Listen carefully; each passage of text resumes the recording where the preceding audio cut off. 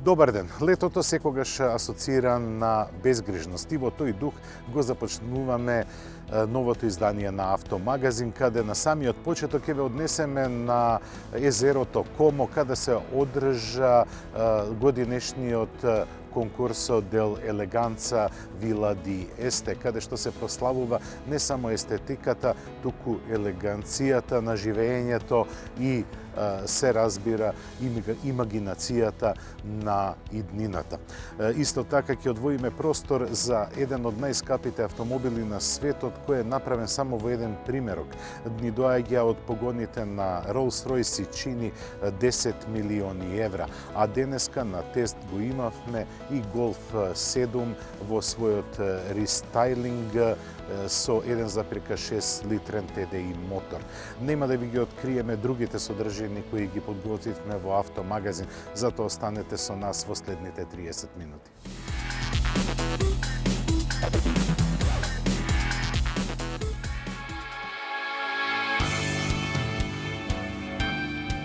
Во ниту еден речник во светот не постојат вистинските епитети да се опише убавината која секоја година се собира на конкурсот дел елеганца Вила ди Есте. Затоа и никој не се труди да го преведе називот на оваа гала изложба на автомобилската елеганција.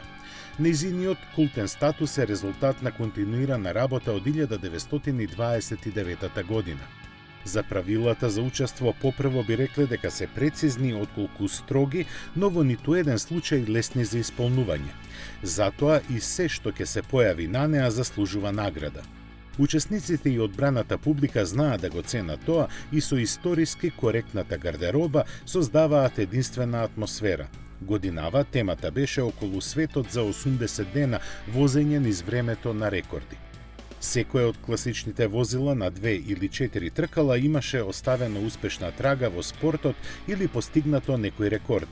Најпрестижната награда Копа ди Оро Вила ди Есте сепак сосема заслужено е освои уникатниот Лурани Нибио од 1935 година.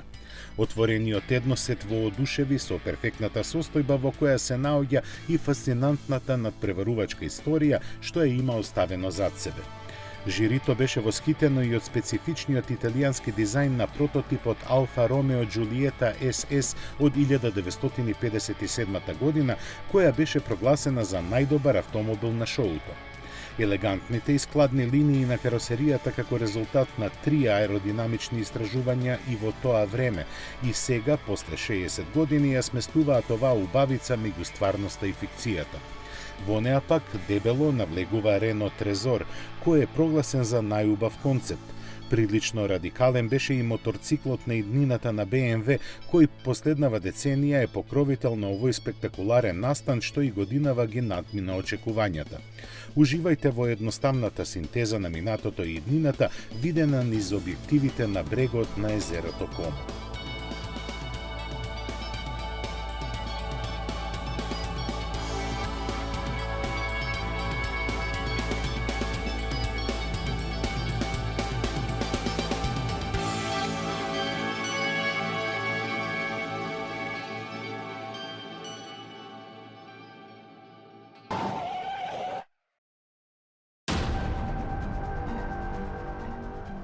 Rolls-Royce е марка која ниту ги поставува, ниту ги почитува границите, а некои граници едноставно мора да се преминат.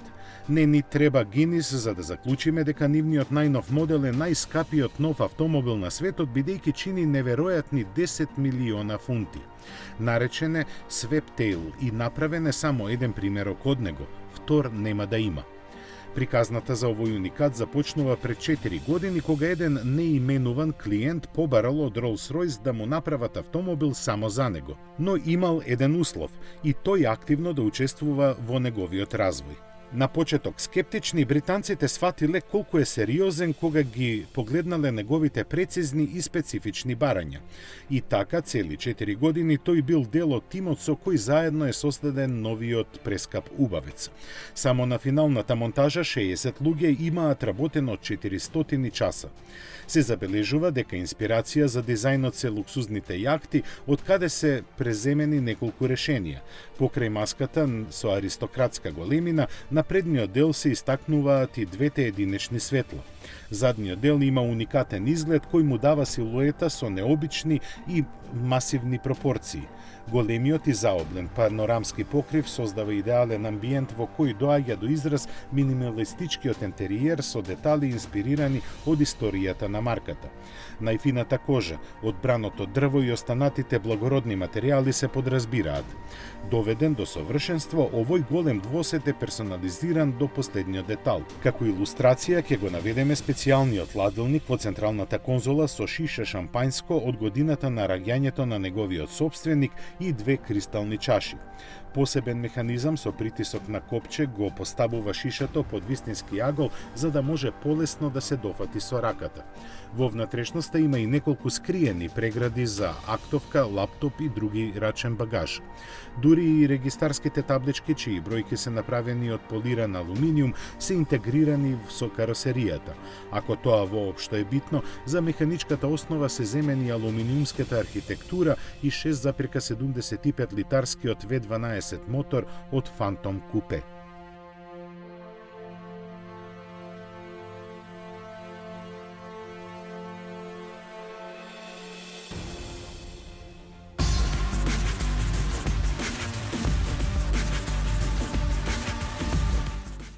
Ова е време на новите лидери. Тие не веруваат во моќ, туку во моќта на создавањето. Тие одат напред и не оставаат никого зад нив. Да не бараш проблем? Не. Само барам таленти. Новата инсигнија, германска технологија за секој од нас. Opel. Запознајте ексклузивната инсигнија, сега достапна кај овластените Opel дилери.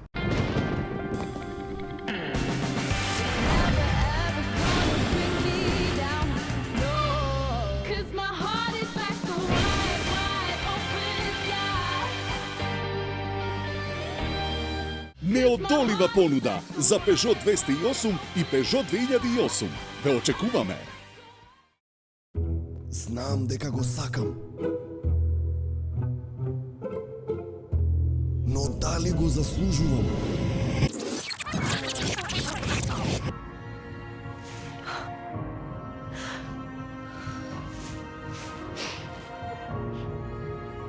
Да...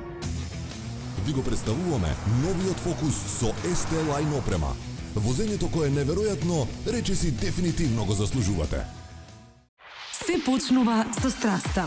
Аплаузот громко го заслужуваат шампионите. Тие први стигнуваат на целта. Тие гордо го носат медалот. Тој е нашиот победник, нашата гордост, нашиот шампион. Новиот Seat Leon, TDI со одличен Porsche лизинг пакет. Полн резервоар, прва регистрација и каско за 1 денар. Seat. Porsche Македонија.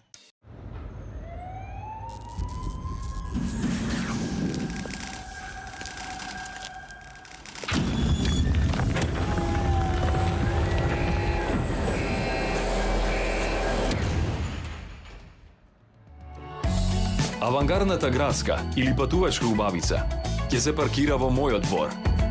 Kia Ceed од 12.590 евра. Почувствувај ја забавата на возењето.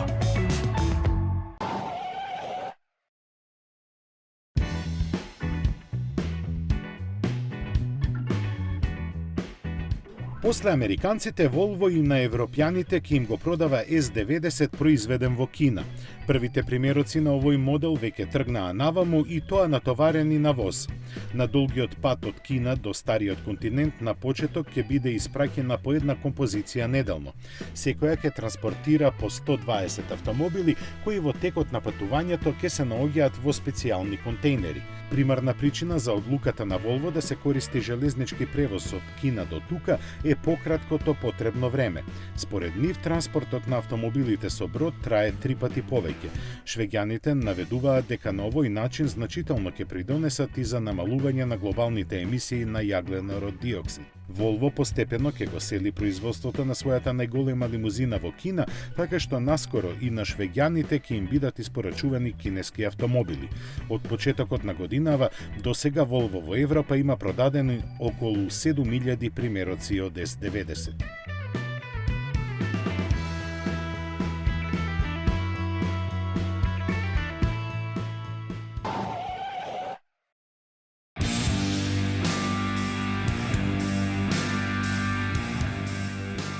Кога некој нов модел на автомобил ќе се појави, сите зборуваат за него, но кога некој ќе престане да се произведува, никој не го споменува. Овој сепак треба да се спомене, бидејќи со него завршува една ера. Се работи за Citroen C5, кој повеќе нема да се произведува во Франција. Ќе продолжи да живее во Кина, но тоа веќе е дел од една друга историја на Citroen. Во оваа, во која тој има свое поглавие, ќе остане запаметен како наследник на легендарната Ајкула. Од неа го диференцираат генерации други модели и значително поконзервативниот дизајн, но го спојува техниката. Го доби во наследство хидропневматското ослонување кое беше стандардно кај поскапите верзии. Основните беа опремени со челични пружини, но со двојни попречни рамења напред и назад, кои му обезбедуваа неспоредливо поголем комфор отколку конкуренцијата. Располагаше и со други предности кои купувачите не му ги признаа. Тие му замеруваа за германскиот стил, иако рака на срце, во тоа немаше ништо лошо. Сепак не помина добро на пазарот. За 9 години колку што живееше во Европа, C5 беше произведен во само 430.000 примероци. Лани едва стигна до 9.500 и во двете верзии, лимузинската и караванот. Во Кина се појави во 2010-та, од кога ќе продолжи да живее додека за Европа не му е одреден наследник. Одвојувањето на DS како засебна марка го остави неговото место во гамата на Citroen непотполнето. Со тоа, тој всушност ќе влезе во историјата како последен голем модел на марката со двоен шеврон.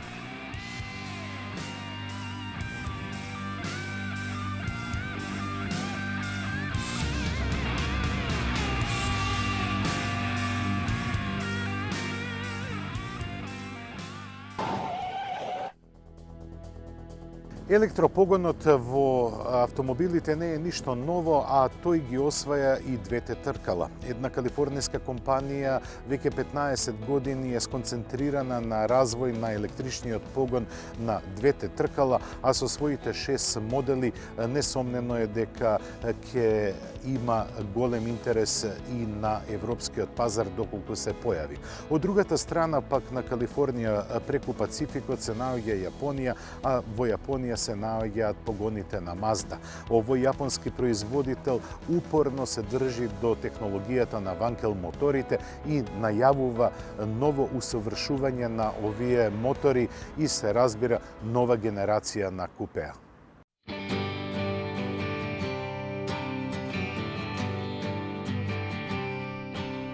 Од летово, освен за безбедноста, американските полицајци ќе се грижат и за човековата околина со хибридните возила на Ford.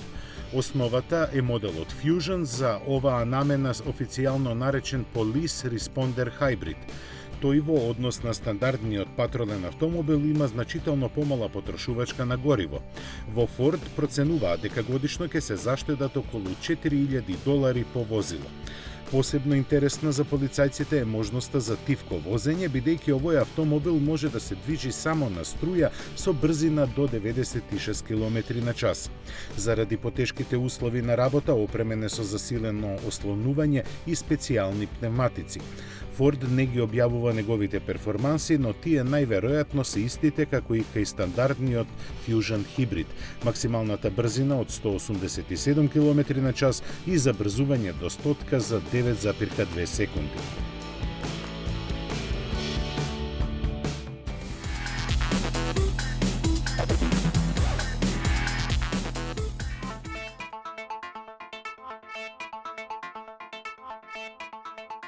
Електриката и моторциклите не се согласуваат најдобро. Големата тежина на батериите просто ја убива нивната најголема предност, подвижноста. Но предизвикот беше преголем за поранешниот инженер на НАСА Нил Саики да се откаже. Тој пред 11 години ја стартуваше компанијата Electric Cross само со една цел – да направи електричен моторцикл. Му требаше доста време првиот колку толку употреблив продукт да го лансира, а 2010-та е забележана како датум на раѓањето на моделот Zero S. Но мразот беше пробиен и после тоа се изгледаше полесно. Развојот течеше незапирливо, гамата се ширеше и карактеристиките на електричните моторцикли подобруваа. 2013-та ќе остане забележана како уште еден преломен момент кога понудата електрични моторцикли беше комплетно редизајнирана и опремена со нови компоненти, понапреден електромотор и отстранливи батерии со поголем капацитет. Тогаш беше поставена и техничката основа на денешната гама на компанијата од Санта Круз, Калифорнија, во меѓувреме преименувана во Zero Motorcycles. Денес тие нудат 3 основни сериски електрични моторцикли опремени со мотор и батерии од собствен развој. Моделот S како основоположник е носител на технолошкиот прогрес. На располагање е во 2 изведби со 34 и 60 конски сили и 3 пакувања батерии, од кои најголемото му овозможува максимална автономија до 163 км на автопат. За степенот на усовршеност на механиката најдобро кажува фактот дека заради регенерацијата на енергијата оваа бројка во град е двојно поголема. Нема менувач ниту спојка, а максималниот вртежен момент од здрави 110 Нм е на располагање од 0 вртежи во минута. Моторциклот е опремен со 3 режими на работа. Покрај вообичаените за електричните возила, спорт и економи, уште и со кастом режим кој е прилагодлив на моменталните потреби за експлоатација. Сепак, колку да звучи ова оптимално за употреба, реалниот проблем се јавува во поглед на полнењето на батериите. Производителот наведува многу бројки за тоа во зависност од напонот на струјата, пакувањето батерии и специјалните полначи кои овие моторцикли може да ги користат, но во секој случај зборуваме за часови. Од другите чисто моторциклистички параметри треба да се споменат алуминиумската рамка, прилагодливата шауа вилјушка и сопирачкиот ABS систем, плюс на се има и убав дизајн. Моделот SR е негова перформансна верзија која се разликува по другата електроника што возможува поголема работна температура на електромоторот, а со тоа и повеќе сила и побрз одговор. Располага со 70 конски сили кои го забрзуваат до 100 км на час за здиво од земачки 3,3 секунди. Максималната брзина не е таква и изнесува 164 км на час, но токму заради тоа батериите имаат 5 годишна неограничена гаранција. Моделите DS и DSR се полутеренски изведби на претходно споменатите и од нив се разликуваат по другото ослонување и пневматици и прилагодениот изглед. Zero FX пак е ендуро изведба со друга конструкција, мотор со 27 и 46 конски сили и заради зачувување на подвижноста драстично помал пакет батерии. На располагање е во верзии со автономија од 66 и 132 км. Овој модел до 100 км на час забрзува за 4 секунди, а постигнува максимални 137 км на час. FXS е неговата супермотор изведба со скоро идентични перформанси и малку поголема автономија. Zero Motorcycle го инуди своите модели и во специјални полициски и воени изведби со соодветна наменска опрема. На крај треба да споменеме и дека цената на овие интересни електрични моторцикли нималку не е интересна. Се движи меѓу 8.500 и 18.700 долари.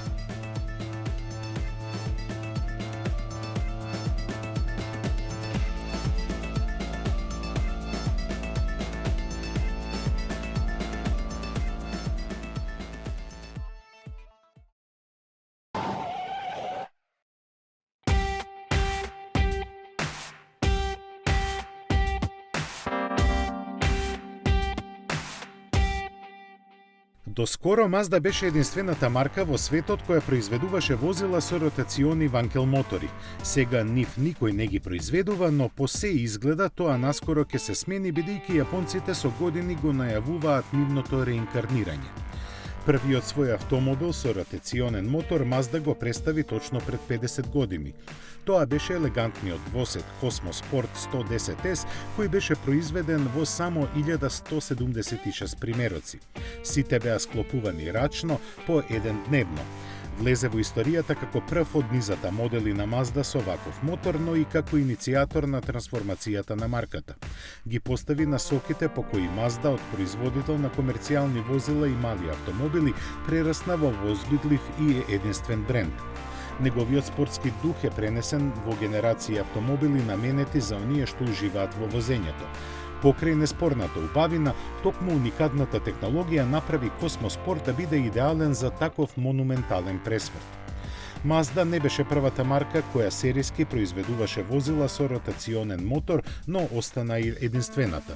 На почетокот на 60-тите години целата индустрија гледаше перспективно во пронајдокот на германскиот инженер Феликс Ванкел.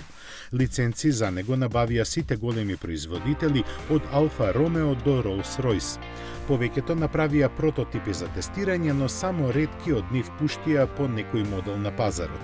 Со овој мотор се експериментираше и кај моторциклите и во авиоиндустријата, но без успех. Недостатоците што ги имаше ги обесхрабрија сите други осем Mazda која остана упорна. Јапонците направија скоро 2 милиона примероци од Ванкел моторот кој во минатото се покажа доволно моќен да опстане, но недоволно издржлив и економичен за да држи чекор со времето. Последен модел во кој се вградуваше беше RX-8, чие производство запре во 2012 година. Цело време од тогаш јапонците упорно повторуваат дека се немаат откажано од Ванкел технологијата. Потврдено и дека тимот 50 на инженери посветено работи на нејзиното усовршување, но без временски рок за завршеток. Ке се развива толку долго колку ќе биде потребно за моторите да бидат она што купувачите го очекуваат, без никакви компромиси околу перформансите, ефикасноста или трајноста. Од тоа колку време ќе им треба зависи судбината на ова веќе помалку подзаборавено парче техника. Сепак постојат реални шанси за скорешно враќање на оваа технологија на голема врата.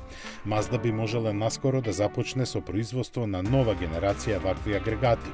Како прв модел во кој би се вградувале се наведува производствената верзија на атрактивниот концепт RX Vision.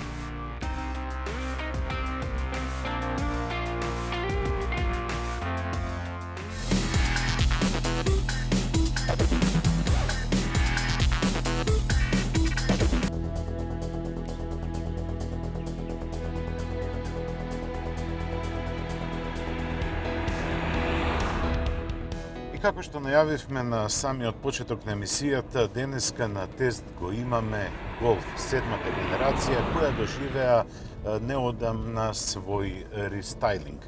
Инаку Golf како модел се протега повеќе од 40 години низ автомобилската историја и представува еден од најпродаваните автомобили во светот.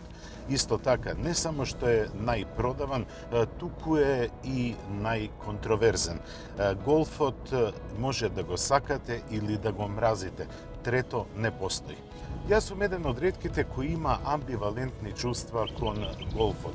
Од една страна, јас сум длабоко и емотивно поврзан со голфот, особено со мојата младост, бидејќи го користев на татко ми голф од Кец, потоа имав Голф 2, а во нашето семејство се најде и Голф од 5-та генерација, кој служеше во семејството, односно во интересот на татко ми повеќе од 5 години. Од една страна, мене голфот ми лежи на срце. Од друга пак, кога ќе размислам рационално, можам да најдам многу критики за него, но тие критики се субјективни, не објективни. Да се биде еден од најпродаваните автомобили во светот не е лесно, а се знае дека оној кој е на врвот многу сакаат да го симнат и да му го заземат местото. 7-та генерација нарасна за 15 сантиметри во должина во однос на 6-та генерација. Голфот секогаш не бил еден од најголемите автомобили во класата, но секако бил секогаш еден од најкомотните. Искрен да бидам, не можам да сватам како на 4,20 метри должина може да се има толку многу простор на предните седишта, но и на задната клупа. Во Голф комотно може да се возат 5 патници, а на задната клупа без многу притискање може да се сместат тројца. Рака на срце, не на многу долги патувања, но за кратки релации нема да осетат никаков проблем. Што се однесува до рестайлингот на седмата генерација, за чиј волан се наоѓам сега, мора да имате детективско око за да забележите каде се направени некои измени. Јас не можев да забележам радикални измени, но тоа е и поентата на дизајнот на Volkswagen. Не е радикализам, не е револуција, туку еволуција. Инаку, што се однесува до возните својства, Golf од седмата генерација е вистински погодок. Тој има мултилинк подпирање, прв Golf е кој е базиран на мултинаменската основа, односно платформа на концернот наречена MQB. Од секогаш Golf имал добри возни својства. Тој има прецизно управување, но и комотно ослонување. Тестираниот модел е задвижуван од 1,6 TDI мотор кој има 115 конски сили. Тој е во спрега со 5-степен мануелен менувач и оваа комбинација е скроена да биде економична, а не перформансна, односно експлозивна. Се чувствуваат долгите забрзувања, се чувствува едно латентно чувство на забрзување кое може да се спореди со оние поспори автомобили. Перформансите не му се битна, односно силна страна, но затоа Golf со оваа конотација е извонредно економично возило. На нашиот тест ние забележавме просечна потрошувачка од 5,2 литри, која е за секоја пофалба. И сега доаѓаме до уште една контроверзија што се однесува до Голфот, тоа е секогаш неговата цена. Велат дека не е убаво она што е убаво, туку она што им се допаѓа на луѓето. Исто така популарноста влегува со голем дел во цената на секој производ, а Golf е извонредно популарен производ. Сепак, тестираниот модел е опремен со 1,6 литрен мотор TDI од 115 конски сили. Исто така е опремен со просечен менувач со 5 степени на пренос. Неговите возни својства не се најдобри во класата, а исто така и неговата должина не е најголема во класата. Но, сепак, Golf е Golf. Се разбира дека оваа цена која спомнав не е фиксна и можете да преговарате за неа, а мислам дека може да дојде и испод 20.000 евра. За оваа цена може да се купи и некој друг автомобил од друга марка од концернот со слични атрибути, но многу поголеми димензии.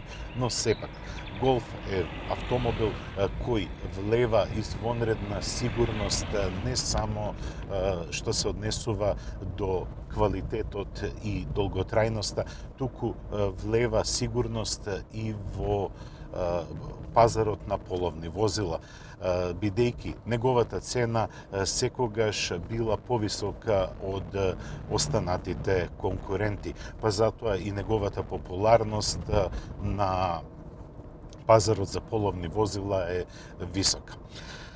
И на крај што да се каже. Volkswagen Golf во својата седма генерација има претрпено со рестайлингот блага еволуција. Додадени се некои елементи кои ги налага пазарот, како што се дневните LED светла, се разбира подобрена е ергономијата. Но Golf секогаш ќе биде Golf. Golf секогаш ќе биде на врвот на својата класа. Треба да се случи, кој знае што, тоа да се смени. А до тоа не се смени, сите ќе се поклонуваме на кралот на сегмент.